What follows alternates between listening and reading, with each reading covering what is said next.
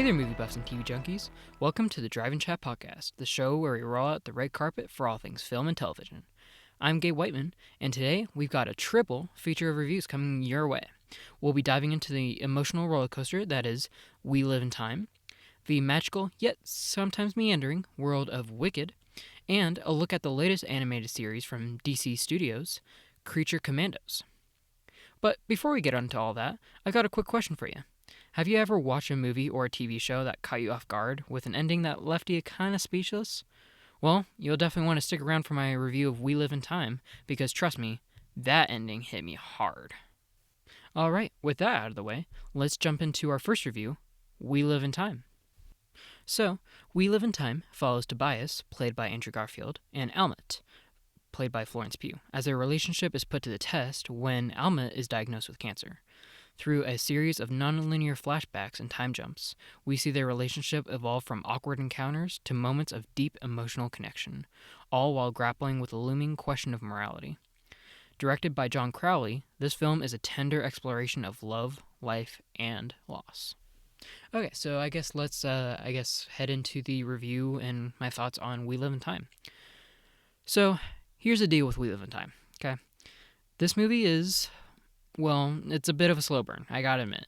And it took me a while to fully get on board with its unique editing structure, because so that's one thing that they didn't really advertise well. I guess you can't really advertise this. It's hard to, but one thing that they didn't advertise was how they edited the movie. And so how they edited the movie was the fact that it is a non-linear, it's not just a straightforward progression, and that's what I don't like about it. I'll explain my thoughts later, but at first I did not like the editing style. It's weird how it didn't go straight from how they met to the end of the movie, which I won't give. There's not going to be any spoilers, so don't worry if you're thinking about any spoilers. But it didn't go in a straight line. It kind of, for instance, the movie, I'm trying to remember. The movie opened up with Almut running because she's kind of like an active person. So she was running. She's also a chef. And so she was getting some, I think, rosemary or something like that. And then, rosemary or something like that. And then, she was kind of waking Tobias up. So it was obvious that it was kind of sometime in their relationship, and then it jumped straight to Tobias's early life, which is not really a spoiler, but we end up finding out that he's newly divorced, or that he's getting divorced, so, and stuff like that. And I don't know, and then it jumps to when they have a kid and stuff like that. Yeah, it jumps to certain parts, and it's not straight linear. So it definitely is something to get used to. It starts bouncing back and forth in time. And at first, I will admit, I was thinking dude, what's going on here? But I was just trying to figure out where and when we were in the story, which at times felt like I was watching a jigsaw puzzle being pieced together. And that's what I'm gonna be honest here, I'm not criticizing the editing style. But at first, I'm not saying this is my final thought, but at first I did think that I didn't really think this was necessary, because there are movies that I think are necessary to not go in a straight path and to kind of jump all over the place. But with this movie, it shouldn't have. To be honest, I still think it would have been fine if I think the story and what happens in the story, especially with Almut's cancer diagnosis and everything, I feel like it would have hit harder if it was just linear, But whatever, it is what it is. It's still fine. It's not the end of the world. So it is something definitely that you kind of have to get used to if you're going to watch this movie. But honestly, though, once I did settle into the rhythm of it, I did appreciate the storytelling choice. It made afterwards, after I got used to it, it did make sense to tell a story in this fragmented way, because let's face it, not to be I guess I don't philosophical or whatever you want to call it. I don't know. Life isn't linear, and neither is like the experience of like grief or illness. So honestly, in a way, it kind of complements the story a little bit. It kind of it kind of shows how like life isn't linear. Everything like because the movie is called We Live in Time, and so honestly, at the end of the day, it's called We Live in Time because of what the movie is trying to tell you. Like, We Live in Time is based off of the audience and not the character's story. Like, we're living in their time. They're living in their time. You can't really stop it. You can't really stop time. We live in time. Like, you can't really stop it at all. And so honestly, the editing style of this movie is good. I at first, like I said, I didn't like it, but I honestly I came to like it, and it honestly makes sense for the movie and the story. I really do think so. And I don't know, I just think at the end of the day, I think the nonlinear approach really works here, and the title We Live in Time couldn't be more fitting. I think they chose a good title, and the editing was definitely something to get used to, but it was good. Now, enough about that because I've been ranting on about that. Now let's talk about the actors. Okay, so Andrew Garfield, first off, wow. His portrayal of Tobias, like this guy whose life is just unraveling while trying to hold it all together for his partner, was like phenomenal. I think one part of Andrew Garfield's acting that I really liked was his awkwardness. So I mean, of course, like I said earlier, not really a spoiler, but you seriously like you find this out like within I don't know 5 to 10 minutes of the movie. Like it's not really a spoiler. But yeah, he is divorced, and so because of that, he has only been with one woman that we know of. So there's even some intimate scenes in this movie where he even says that like, "Oh, hey, I'm out of practice," quote unquote. You can kind of put that together. And so he kind of has like this awkwardness to him just because he's only been with one girl, and so he, you know, especially within like the beginnings of a relationship, yeah, can't really, he's just trying to, get back into the game, quote unquote. And so there's definitely some awkwardness. Like, for instance, there's actually another spoiler. Not, again, I'm not spoiling the movie, but from the trailer, it is obvious that they meet because Almut hits Tobias with her car, and that's how they met. They met in the hospital because he hit her, or she hit him, ran him over, whatever. And that kind of opens their relationship up, and so it kind of like opens to like this awkwardness. Tobias is kind of like navigating this relationship. There's some up and downs, and I don't know, it's just that new beginnings of awkwardness of relationship that I really like, and he really delivers. And let's stem away from Andrew Garfield for a second and talk about Florence Pugh. Florence Pugh is Amit. I mean, she's just so good in everything. But this performance, especially in those like quiet, heartbreaking moments, was a masterclass. I can't tell you how good she was in this movie. To be honest, I might just be biased here, but I'm a huge Florence Pugh fan. I love Florence Pugh. She's a very very very very good actress. I think she's really good. I don't think I've actually seen her in one thing that I was disappointed in, to be honest. I know she kind of got like her quote unquote big break with Marvel, with Black Widow, but stuff that she's been in after that is really good. If you want to watch, if you're a Florence Pugh fan like me and you want to watch another movie, watch Don't Worry, Darling. That is another good Florence Pugh movie that I would highly, highly recommend. But anyways, back to We Live in Time. No, she was like really good. There's because this movie involves around her. Technically, this does revolve around her. It doesn't really revolve around Tobias too much, but it just kind of evolves around or revolves around Almut and Florence Pugh's character. So because of that, we do see a lot of heartbreaking scenes, such as cancer diagnosis, because I mean that is a big part of the story is that she has cancer, unfortunately. So so in those moments, especially with her choice and her outcome and everything, it really is heartbreaking, and she does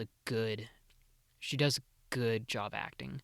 There's even her, I think what I would probably commemorate on her acting is, I guess, how she delivered Almet's choice of the outcome of her cancer. So, basic, I don't want to spoil too much, so I'll keep this basically general and generic. But basically, Almet, Almet is just don't. It's not that she doesn't want to do cancer treatment, but she just wants to make the most out of life, and I'll keep it at that. I'll keep it at that. And how Florence Pugh sees those lines and kind of delivers it is like really good. I think she really delivers it.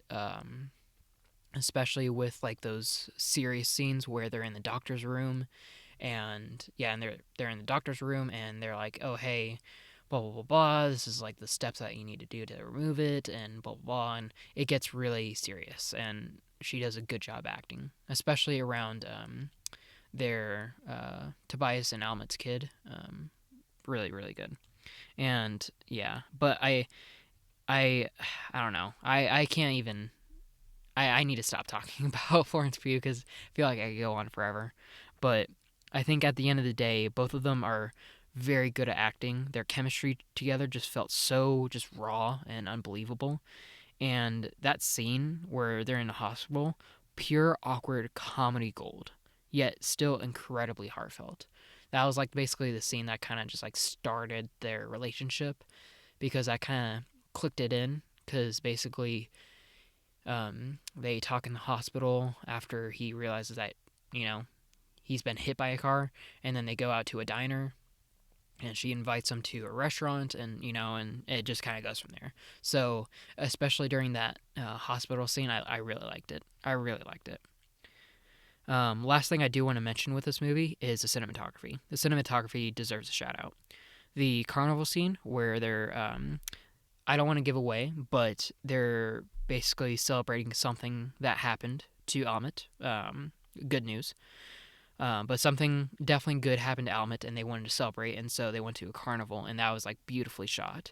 There's like this warmth to it, this like fleeting moment of like joy, which felt so earned.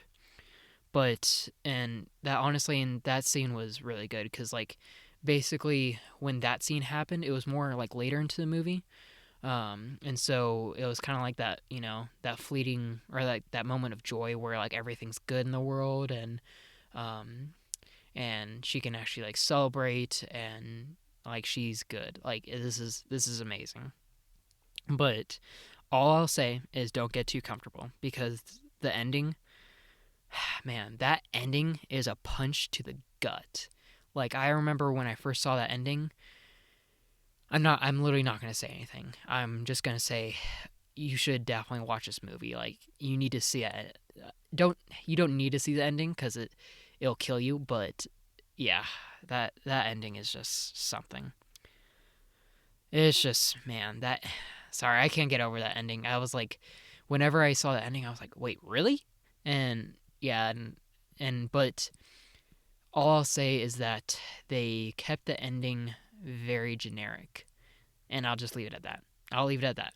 So, honestly, if you're kind of in the mood for it, I would say go watch this movie and watch the ending, because it was definitely something. I can't recommend this movie enough. This was a really good movie, but I need to stop talking about it because I still have like two other movies to move on to. So ultimately, We Live in Time is a deeply emotional film that hits like all the right notes about love, loss, and living in the present. Sure, the editing style is a bit jarring at first, but once you get past that, you realize it adds something profound to this experience. Definitely a tearjerker. And like seriously, if you don't tear up at the ending, I honestly think you might be a robot. If honestly, even if you're not a crying person, you have to feel something in your heart at least. Like it kills you. It killed me. I don't really cry at movies, so I'll admit, yes, I did not cry at the ending, but I did feel it in my heart. Dude, that killed me. That just like killed my heart. I remember when I saw the ending, I was like, you know what? I'm gonna watch a comedy now. I can't watch anything else. But anyways, yeah, you definitely a tearjerker. You definitely need to see this. So my score of We Live in Time is a 9.5 out of 10. It is a near perfect film with some minor bumps along the way, but the performances and story absolutely carry it. So I know I've already said this, but if you're definitely in the mood for like a kind of serious movie and a little bit of a tearjerker, but it's kind of like I guess you can say a romance movie, I would definitely recommend this movie. This is definitely, at least for me, is one of my top movies of 2024 for sure. I'll There's going to be a spoiler alert, but there's going to be a Christmas special that is going to be released on Christmas, and so I'm going to go over all my movies of 2024 and like rank them. So definitely stick around and look out for that. I know Christmas. I know that's when Christmas is, and I doubt you'll listen to me. That's the last thing on your mind, but it wouldn't hurt to listen to see what my top movies are. So go check it out. But yeah, no, recommend We Live in Time. 9.5 out of 10. Really good movie. All right, now that we've dived into the heavy stuff, let's lighten the mood a bit with some musical magic. Next up, let's talk about Wicked, the first part of the two-part adaptation of the beloved Broadway musical.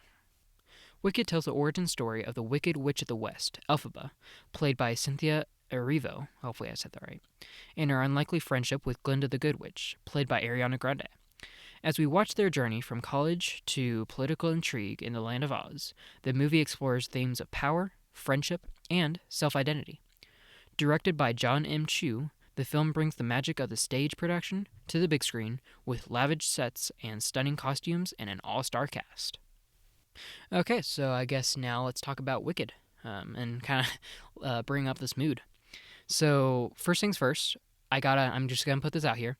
I'm not really a musical person. Honestly, like I'll jam out to like the occasional tune and everything, but like musicals like tend to be like hit or miss for me.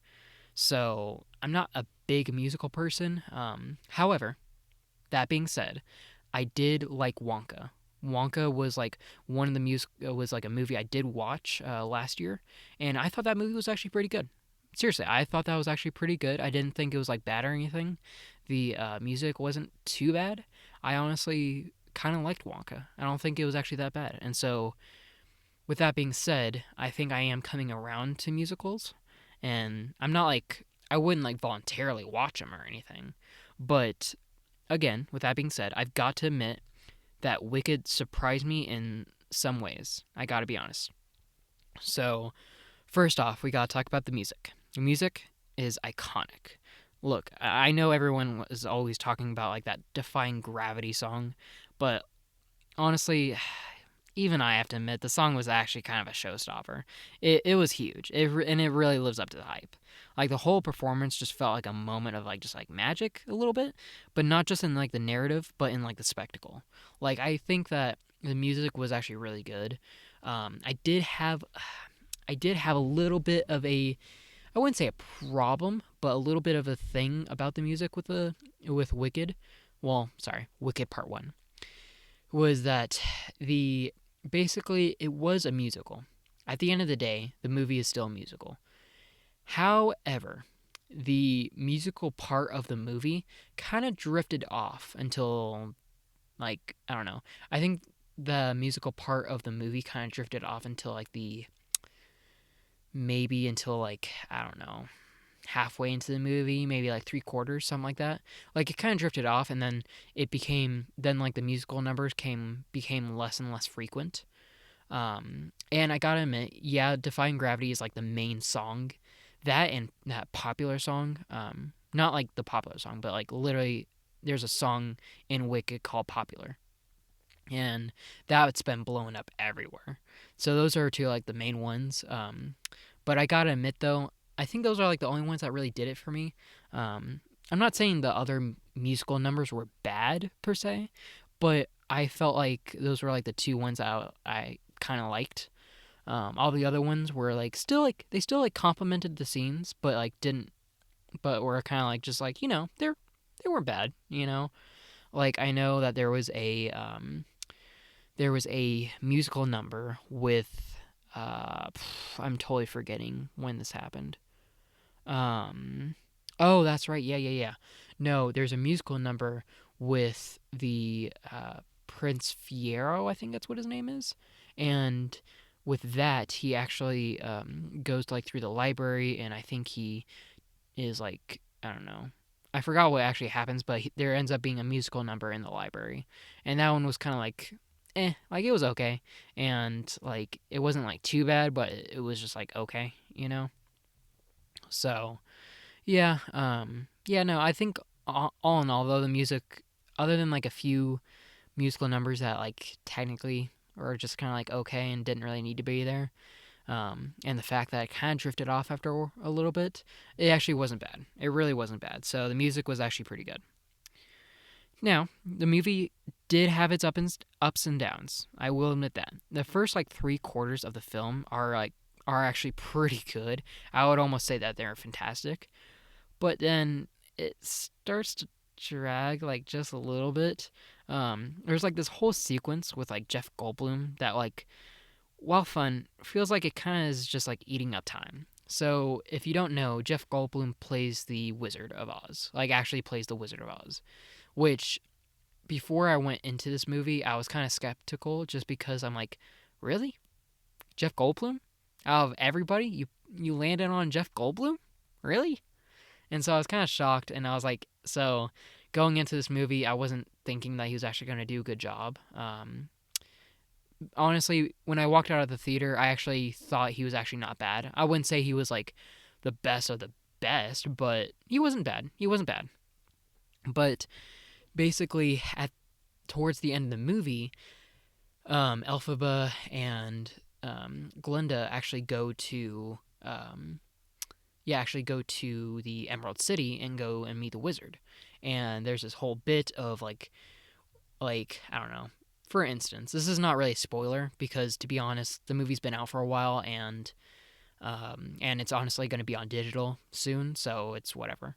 But anyways, yeah, no, there's like this whole like bit almost where it was like this section of just him talking. There's even a musical number for him, which like did not need to be there. That was the one that I was like, okay, he did not need to sing. There didn't need to be a musical number there. Um, but so there's that. There was like this whole bit of like, oh hey, I have like this map of like the land of Oz, and I'm trying to like do this theme of like connectivity, where like everything leads to the Emerald City, so anybody can go there. And so I laid down a path, but I don't know what to color it. Should I do it like red? Should I do it green? Or should I do it yellow?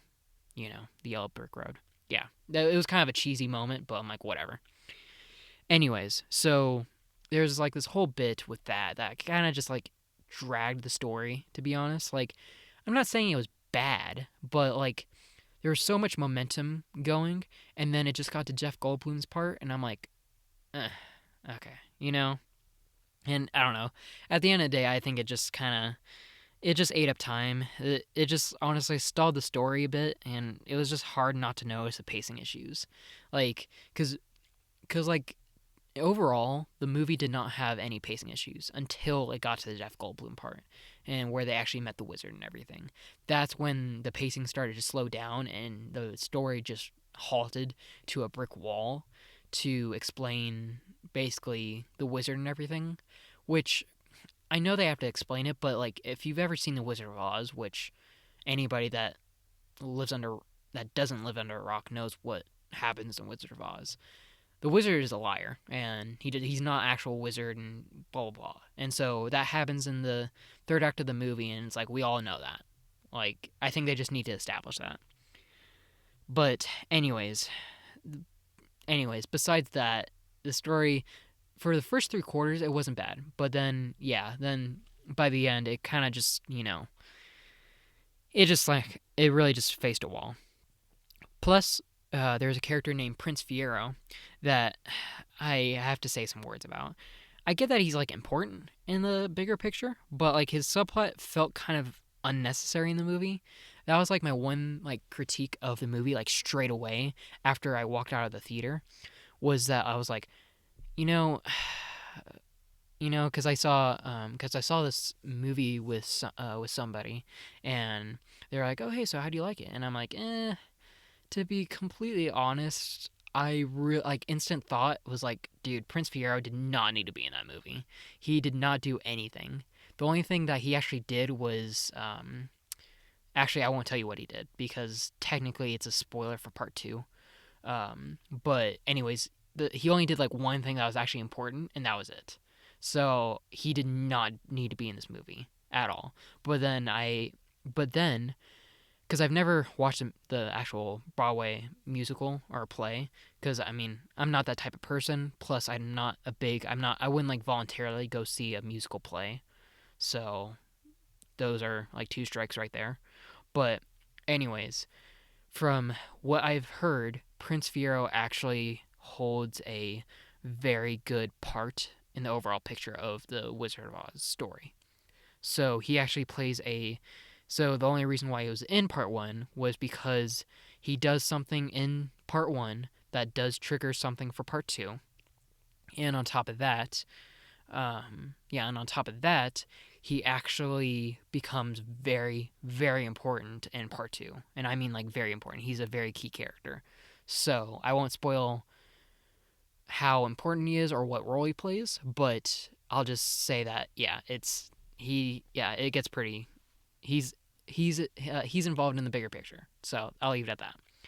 So, like, I get it, but I don't know. I just feel like, there's I get that you need to introduce him, but you don't need to be like, oh hey, this is me. I'm the hot guy that everybody's gonna fall for, and blah blah blah blah. It's like it just takes up time. It really does. All you need to do is just focus on him for like maybe 10 minutes out of the 2 hour and 40 minute movie, and you're fine. You don't need to talk about him anymore. But that's just me. So, but honestly, other than that, I honestly still enjoyed it. I still enjoyed the world building, the way that they explored like Elphaba's character, and like the subtle like nods to the original Wizard of Oz story. And the cinematography is gorgeous. Like some of those like flying scenes were like really well done, and I got to give some major props to the performances too. Like Cynthia Erivo as Elphaba was like phenomenal. To be honest, I wouldn't be surprised if Ariana Grande and Cynthia Erivo won Oscars for their roles in Wicked. Because again, I'm not a big musical person, but I thought Cynthia Erivo really sang her heart out, and she did a really good job playing the Wicked Witch of the West. I really do. I think she did a really good job. She did a really, really good job. So, overall, though, this isn't my final thoughts, but overall, I think surprisingly, it actually shocked me. I think it was actually a good movie. So, yeah. So honestly, I don't really have, other than like the third part, I don't really have too many things to talk about it. So overall, Wicked is actually surprisingly a good time with some great music and visuals, but I wouldn't say like it wowed me. I will say, I gotta say though, I saw this movie. I want to say, it was actually like 2 weeks ago. Yeah, I think I saw this movie like 2 weeks ago, I think, or something like that. Yeah, no, it was the Saturday after Black Friday. So I saw it then, and now it is currently Friday, December 13th, or, well, by the time this episode comes out, it will be Friday the 13th. And so yeah, no, I saw this movie a couple weeks ago, but I'm still kind of hooked on it. I'm still thinking about it. I'm actually thinking I might actually buy it on digital once it comes out. Um, because yeah, that's how much that's how much I'm kind of hooked on it. So to be honest, I think it's starting to wow me. I might give it a second watch just to see like how I truly feel. But honestly, overall, I think it was good. I think it was a solid start to the adaptation, and I'm actually very curious to see how part two will bring it home. And I will admit, I was on Twitter one day and I came across a thread of like, oh hey, so Wicked's been out for a couple weeks, so here's according to the Broadway play, here's everything that happens in part two. And so I was kind of curious. So I read through I read the thread, read all the posts, and I know what happens in part two now. All I'll say is that this so far, if with the stuff that I've read of part 2, if that actually happens, this is going to end up being like the Dune franchise, where Dune was a good movie, but Dune Part 2 was just amazing and phenomenal. Wicked will be the same way. Wicked was good, and then Wicked Part 2 is just going to blow people away. It will, especially if you haven't seen the Broadway musical. Part 2 will definitely blow you away, and it will definitely surprise you. There's some things that happen that you will never expect, and Part 2 will definitely is where it starts to like connect and put everything together and put the story of Wicked and connect it to the actual story of Wizard of Oz. So I think a lot of people will actually like it. So overall, I think it was good. My score for Wicked is actually, so I wrote down 8.5. I think I would actually change it to a 9. Other than Prince Fiero being basically a lame choice in the movie, yes, I know he has a bigger part to play, but I honestly still think that they spent just too much time on him. So there's that, and Jeff Goldblum's part played very little, and he was just kind of like, he had a musical part that didn't need to be in there. But other than that, no, I really liked it. I really liked it. So, you know what? Screw it. I'm changing my score. It is officially, my score for Wicked Part 1 is officially a 9 out of 10. It's a fun watch for musical fans, and there's definitely a potential for the second part to be even better. So, if you haven't seen it, which I'd be surprised if you haven't seen it, because like it seems like at least half the world has seen this movie. But if you haven't seen this yet, I would go see it. This is definitely going to be a good movie. I would definitely recommend going to see it. Alright, moving from the big budget spectacle of Wicked to the animated world of DC's Creature Commandos. Let's dive into the first 2 episodes and see if James Gunn's new show can live up to the hype. Okay, so I guess let's just go straight into it. So, honestly, I actually forgot to put in a plot summary for the show. So I guess I'll sum it up real quick. Basically, Creature Commandos is about I totally forgot how many people are in here, but it's a group of monsters that are put together by Amanda Waller, played by Viola Davis, and she assigns Rick Flag Sr., played by the same actor that was actually in oh shoot is the same the actor that plays Rick Flag Sr. is the same actor that was in Captain America Winter Soldier and played Rumlow. That is the same guy. Anyways, Amanda Waller assigns these group of monsters to Rick Flag Sr. as a team known as Task Force M, and assign them to this mission that might turn out to be deadly. And that's basically the gist of the show. So, honestly, first off, we gotta, let's actually just address the elephant in the room.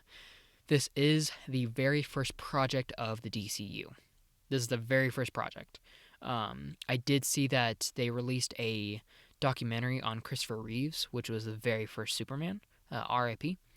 And that was actually, I saw that, I didn't actually watch it, but it was advertised, and it was actually labeled under DC Studios. So it was actually under the new DC logo, which I kind of admire. So I did see that, and so that doesn't count though. That's just like a thing that they just wanted to put out. But Creature Commandos is like part of the DCU now. So this is part of the DCU, and it's like the very first project. So there's a lot of resting on this. But so I guess let's just start out. This is only going to be over episodes 1 and 2, just because by the time I record this, or by when I am recording this, episode 3 isn't out yet. So this is just over episodes 1 and 2. So I've got to say, I am excited for the future of the DCU, and I think it has potential. It sounds like James Gunn isn't really staying true to what he said, because I know he released a video of like what his plan is for the DCU. It's like something in monsters, like I forgot what it like heroes and monsters or something like that. I don't know. It was called something like that. It was like called Chapter 1, Heroes and Monsters or something like that. I don't know, something like that. And so basically he announced like a ton of projects that was going to be happening, and yeah, Creature Commandos is one of them. And so yeah, there's a lot resting on this. He's basically tearing down the foundation and rebuilding it. So we'll see how this goes. But honestly, so far, Creature Commandos is an interesting start. The animation is pretty solid, and the humor is actually definitely on point. James Gunn's style shines through here, especially especially with Weasel just cracking jokes. Cause like, dude, I loved Weasel. I love Weasel. That's actually the funny part that I did find about all this was that Weasel in Creature Commandos is actually the same Weasel from Suicide Squad, James Gunn's Suicide Squad. So they mention a ton of things. Like in the first like couple minutes of the show, they introduced the task force, and they were like, "Oh, hey, this is a Weasel, and this is like the only survivor from oh whatever that mission was in Suicide Squad." And then she was like, "Oh, hey, by the way, I'm sorry about what happened to your son, Rick Flag Jr., because he died in Suicide Squad as well." And so this is canon. I think what they're doing is, or what James Gunn is doing, is he's picking certain moments from Suicide Squad that is canon. I don't think the entire movie is canon, but I think some things are canon. Because I think he's doing the same thing with Peacemaker Season 2, how only some of it is canon. So, anyways, point is, though, the point is that it is canon, and so seeing Weasel again was actually pretty refreshing. And Weasel being Weasel is just amazing. I like Weasel, just like, he wasn't like cracking jokes per se, but he was cool. But yeah, no, Weasel is actually pretty cool. And Amanda Waller bringing her classic badass energy. And I like seeing Amanda Waller again. I think if there's going to be a show like this, it has to be Amanda Waller. It has to. And, speaking of, I love hearing Viola Davis back as Waller. She's just perfect for that role. I think she's always been suited for that role. If there's any like superhero related role that she needed to have, it was definitely Amanda Waller. She definitely needed to be part of this. But here is the thing. Here's the thing, okay? Here's my drawback for the show. I couldn't help but feel like Creature Commandos is way too similar to the Suicide Squad. Like, they introduce these random characters, and Rick Flag is leading a team of misfits. Same old, same old. Like, it's hard to not draw comparisons. Yeah, like, I don't know. I'm just kind of, like, here's the thing with how similar it is. It's just the fact that, like, honestly, let's just look at it, okay? Let's just look at the show. This show is about a person, Amanda Waller, that assigns Rick Flag Senior, a Rick Flag adjacent character, to a team of misfits slash outcasts slash villains to go and take care of this mission. Okay, that is the mission. And what is the Suicide Squad about?